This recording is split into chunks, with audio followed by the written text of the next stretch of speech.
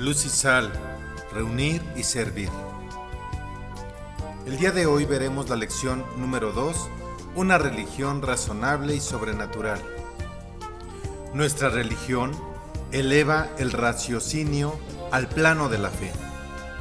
Como recordaremos en la lección anterior, vimos que la religión es una actitud que el hombre adopta ante Dios, su Creador.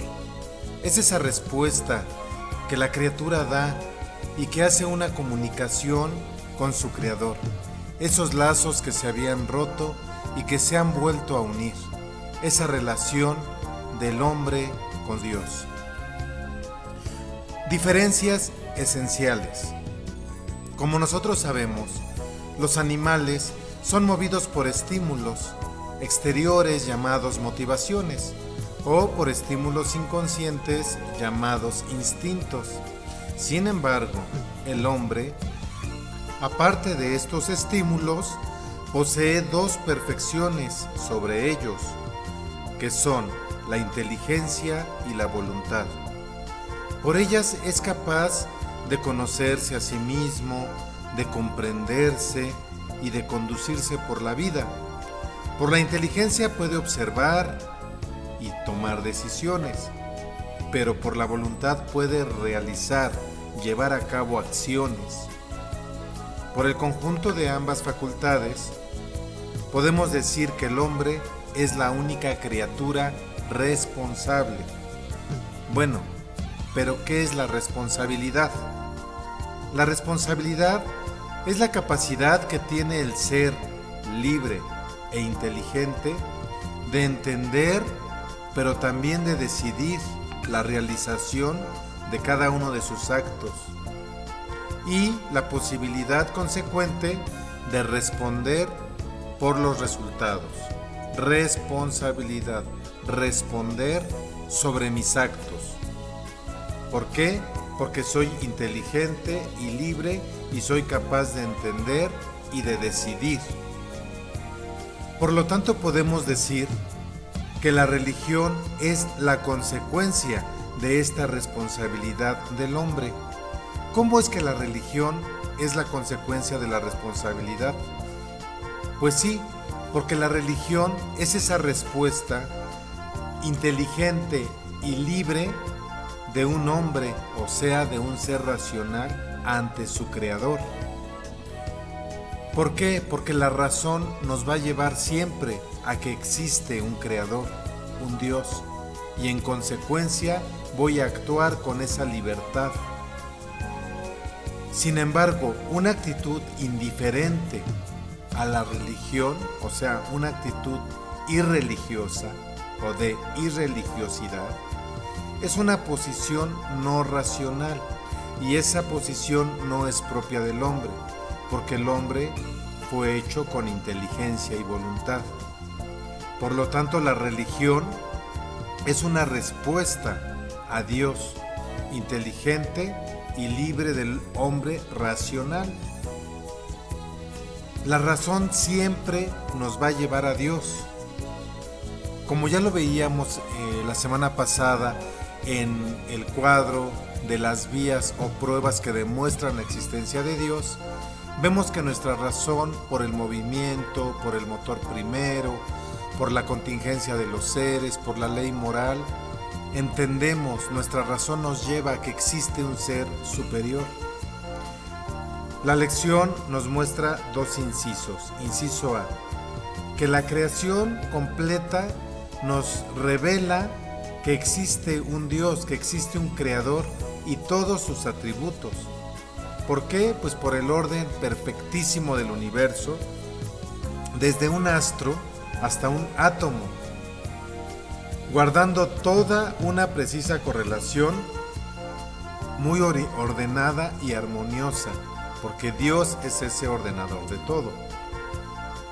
Y también, volviendo la mirada del exterior a nuestro interior, tenemos una voz de la conciencia que nos habla sobre nuestras limitaciones, sobre el bien y el mal, sobre el rechazo a lo que es malo, sobre la aceptación del plan de Dios en cada uno de nosotros.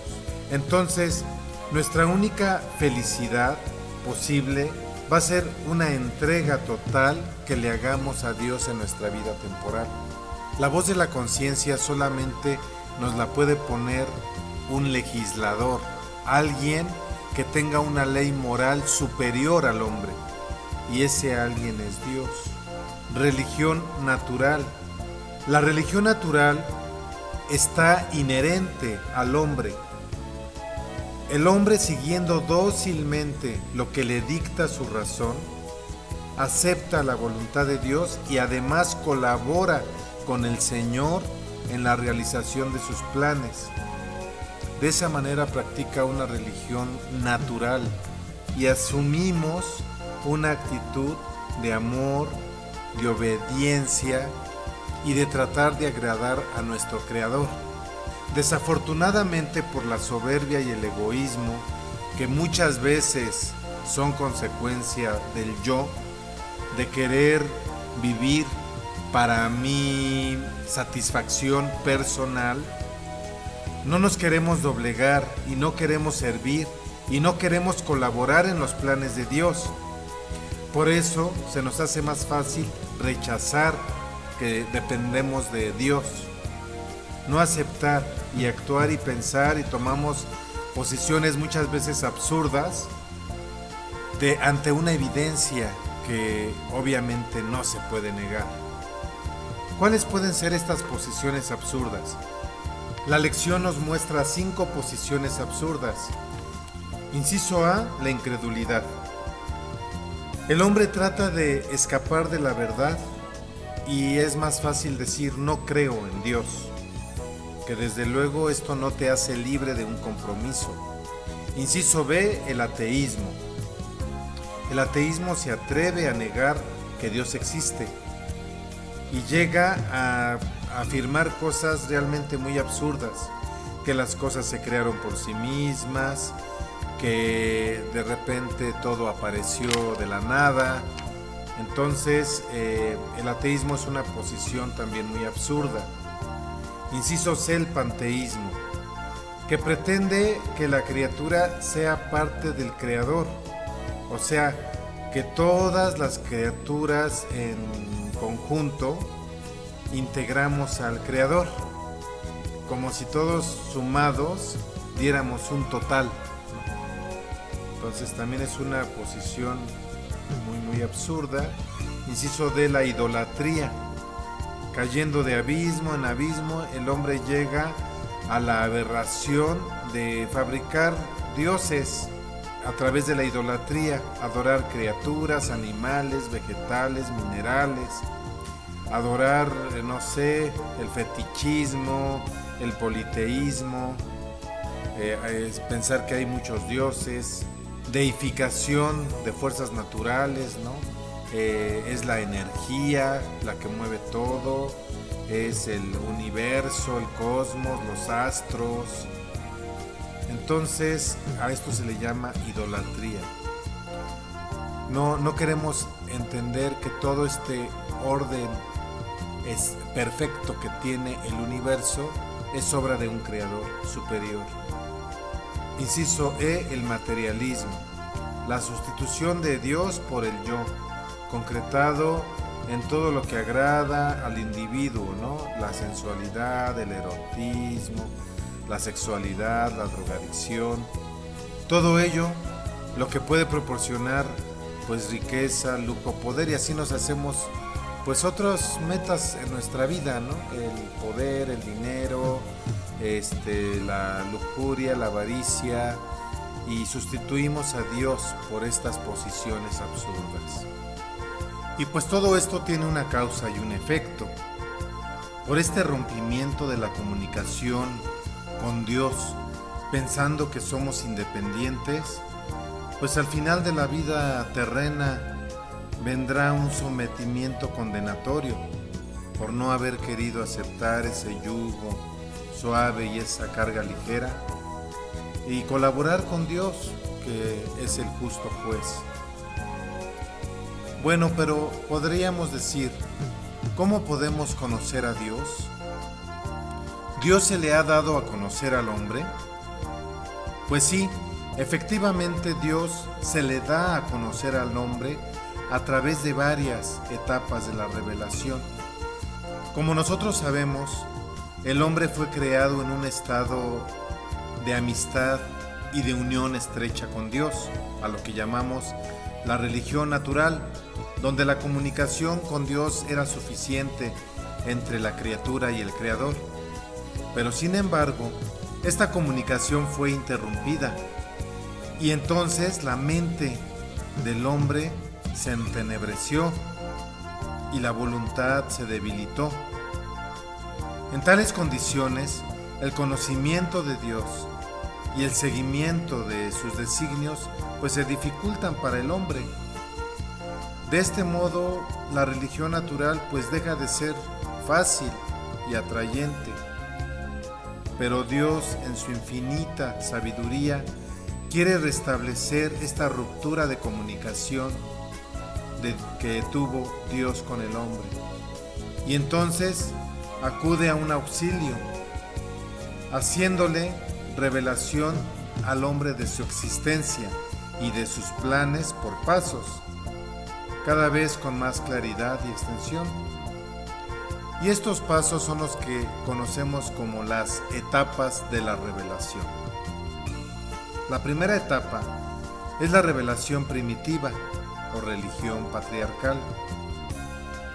Esta revelación Dios se da a conocer a través de símbolos, de figuras, ya que constituyen una instrucción divina, y así vemos que de repente se comunicaba a través de la lluvia, de los truenos, etc. La segunda etapa de la revelación la conocemos como la revelación premesiánica y profética, o también religión mosaica. Revelación premesiánica porque es antes de la venida de Cristo. Profética pues porque está basada en los profetas, o religión mosaica porque también Dios se vale de Moisés, proporcionada por Dios a través de Moisés y los profetas, o bien mensajeros. Moisés, como veremos más adelante, es un caudillo y legislador que ayuda a librar al pueblo de Dios de la esclavitud. Y la tercera etapa de la revelación es la revelación mesiánica o religión cristiana. En esta revelación mesiánica, como su nombre lo dice, es la venida del Mesías y toda aquella revelación que se nos da a conocer a través de Cristo, en que Dios nos instituye a todos los pueblos de la tierra en forma clara y precisa, y nos da a conocer directamente a su Hijo, que Él es el mensajero y Dios. Como recordamos, Cristo es la palabra de Dios hecha carne. La palabra de Dios se hizo carne y habitó entre nosotros. Y nos lo da a conocer a través de la buena nueva del Evangelio, enseñándonos Jesús a creer y obrar según la voluntad del Padre. Entonces ya hemos visto las tres etapas de la revelación. La revelación en su conjunto constituye la religión sobrenatural. ¿Por qué sobrenatural? Bueno, porque es la que nos lleva a Dios. Y esta no está opuesta a la razón ni a nuestra naturaleza. Antes bien, los eleva a otro nivel, ya que a través de la divina luz nosotros podemos alcanzar el conocimiento de nuestro Creador. Todo esto obviamente el hombre, como ser limitado por sus propias fuerzas, no lograría descubrirlo jamás, porque nuestro entendimiento pues tiene un límite humano.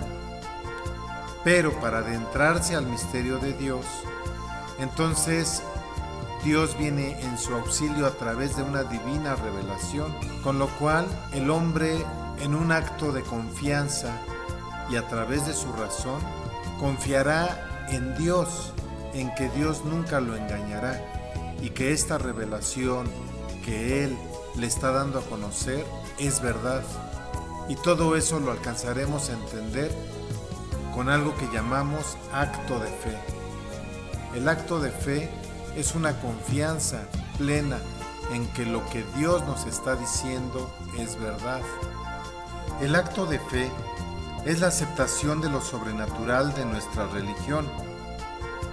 Si la inteligencia nos convence hasta el límite de nuestra razón, por el acto de fe sobrenaturalizamos esa misma inteligencia finita, ya que fiados a esta verdad de Dios, empezaremos a utilizar el entendimiento a la luz de la fe. El acto de fe, por lo tanto, es una respuesta libre y consciente de la inteligencia, pero siempre apoyada por una verdad revelada por Dios. Sin término medio. Ante el problema de Dios, no podemos ser neutrales. O estamos con Él o estamos contra Él. No hay término medio. Si buscamos a Dios sinceramente, Dios habrá de transformar nuestra convicción en la fe. Por eso, cuando ocurre un milagro, solamente quien ha establecido una ley está en posibilidades de derogar esa ley, o sea, dejarla sin efecto, o suspenderla, dejarla sin efecto momentáneamente. Es una alteración, el milagro es una alteración de orden natural, ya sea momentánea o permanentemente. Le llamamos milagro, dicho de otro modo, por milagro entendemos un hecho en que Dios realiza algo de manera contraria a las leyes naturales. El milagro puede realizarlo Dios como una vía para concedernos la fe, para que al contemplar el milagro creamos. ¿Cuántas veces no nos damos cuenta de los milagros que día a día hay en nuestra vida? Desde el momento de despertar, desde el momento en que sabemos que el universo sigue manteniendo ese orden, hasta milagros donde nos sucedió algo que a lo mejor no podemos explicarlo, pero que Dios fue quien intervino para acrecentar nuestra fe, para darnos a conocer que Él está aquí presente con nosotros. Y para eso vamos a ver un pasaje de Juan capítulo 9, versículos 1 al 41, sobre un ciego de nacimiento.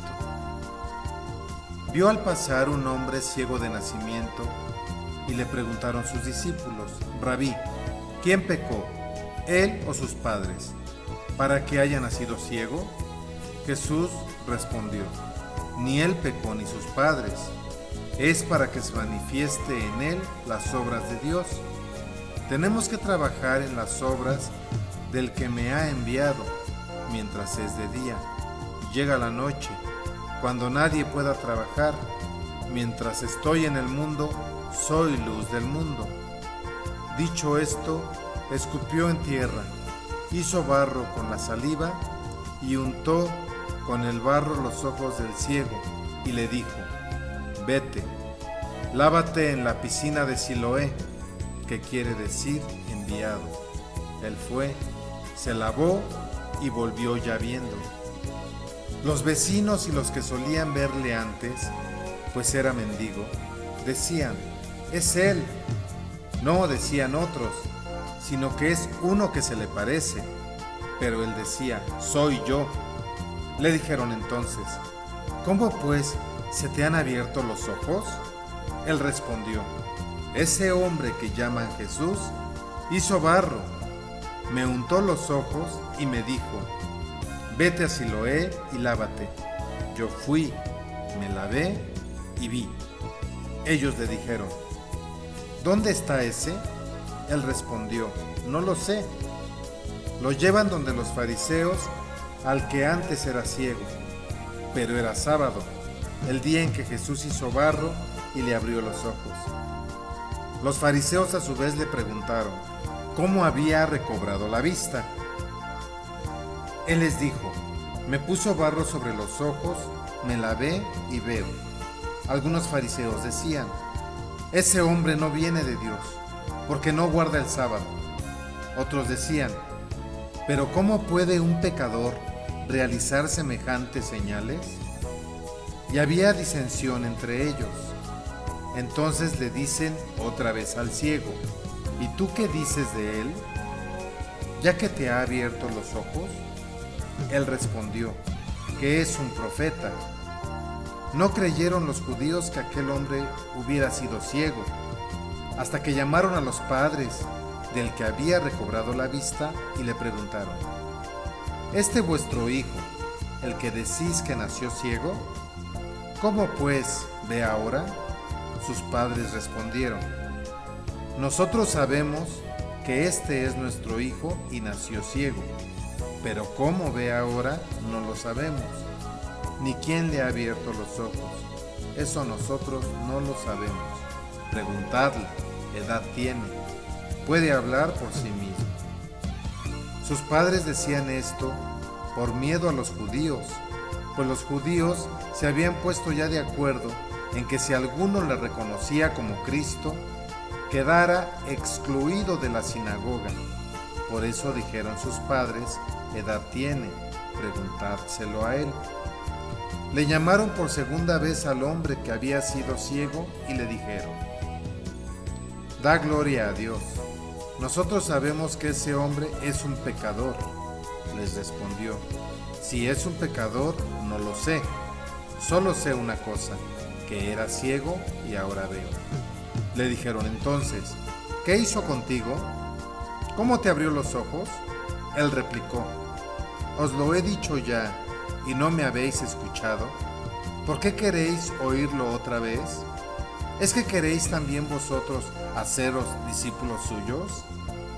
Ellos le llenaron de injurias y le dijeron: tú eres discípulo de ese hombre, nosotros somos discípulos de Moisés. Nosotros sabemos que a Moisés le habló Dios, pero ese no sabemos de dónde es. El hombre respondió: eso es lo extraño, que vosotros no sepáis de dónde es y que me haya abierto los ojos. Sabemos que Dios no escucha a los pecadores, mas si uno es religioso y cumple la voluntad, a ese lo escucha. Jamás se ha oído decir que alguien haya abierto los ojos de un ciego de nacimiento. Si éste no viniera de Dios, no podría hacer nada. Ellos le respondieron: ¿has nacido todo entero en pecado y nos das lecciones a nosotros?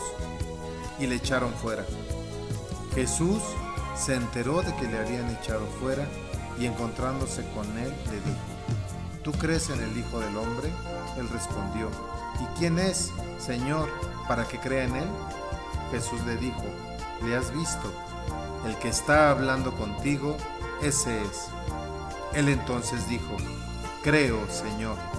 Y se postró ante él y dijo Jesús: para un juicio he venido a este mundo, para los que no ven, vean, y los que ven se vuelvan ciegos. Algunos fariseos que estaban con él oyeron esto y le dijeron: ¿es que también nosotros somos ciegos? Jesús le respondió: si fuerais ciegos, no tendríais pecado, pero como decís, vemos, vuestro pecado permanece. Palabra de Dios, te alabamos, Señor. La intención de Cristo en este pasaje es dar prueba de su divinidad. Él es la revelación misma. Por otra parte, también es interesante analizar las diferentes respuestas. Primeramente, el analizar al ciego, por ejemplo, beneficiado, Además de la vista, pues obtiene la confianza y la fe. Sus padres, que eran testigos seguros, evaden el compromiso por temor a los judíos. Los fariseos pasan de la duda a la negación, de la obstinación al sarcasmo, para finalmente terminar despreciando a Jesús y buscar su desprestigio. El pueblo, curioso, trivial, inconstante, diluye la responsabilidad en el número. Pero al final de cuentas las diferentes posiciones no vienen a cambiar los hechos. Hubo ahí una alteración del orden natural. Hubo un milagro que solo Dios puede realizar. Por lo tanto, Jesús es Dios. Y por lo tanto, sus enseñanzas son revelaciones directas de Dios. Hasta aquí nuestra lección y pasamos al resumiendo. La religión natural surge del convencimiento racional y nos prepara para recibir la religión sobrenatural que proviene de la revelación, esto es, del raciocinio se pasa a la sobrenaturalización por la elevación que le concede la luz de la fe. Entonces se produce el acto de fe, la respuesta sincera, sencilla y humilde del hombre a Dios, aceptando la serie de mensajes que le fueron transmitidos por Moisés, los profetas, Cristo, los apóstoles y la iglesia. Porque como luego veremos, Cristo fundó su iglesia por medio de los apóstoles, precisamente para que ella perpetuara la entrega del mensaje de la buena nueva a todos los hombres de todos los tiempos hasta que Él venga. Al conjunto de la revelación primitiva y de la revelación profética o premesiánica se le conoce con el nombre de Antiguo Testamento, y a la revelación mesiánica se le llama Nuevo Testamento. Todo compendiado en un solo libro recibe el nombre de la Sagrada Biblia.